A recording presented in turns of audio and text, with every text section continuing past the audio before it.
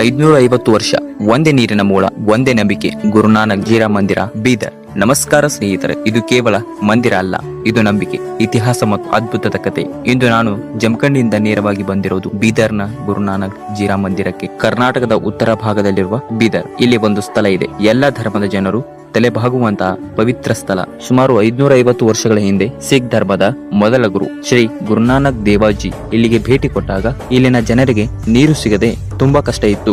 ಆಗ ಗುರುನಾನಕ್ ಜಿ ಕಲ್ಲಿಗೆ ಸ್ಪರ್ಶ ಹಾಕಿದ ಕ್ಷಣದಲ್ಲೇ ಈ ಜಾಗದಿಂದ ನೀರಿನ ಜೀರಾ ಸೋತ್ರ ಹೊರಬಂದಿತ್ತು.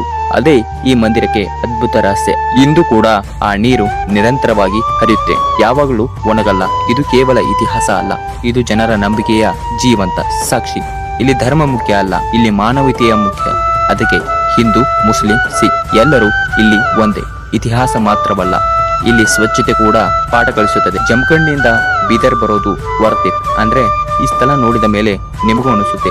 ನಿಜ ಹೇಳ್ಬೇಕಂದ್ರೆ ಇಲ್ಲಿ ನಿಂತಾಗ ಮನಸ್ಸು ಹೆವಿ ಆಗುತ್ತೆ, ಆದ್ರೂ ತುಂಬಾ ಶಾಂತಿ ಸಿಗುತ್ತೆ.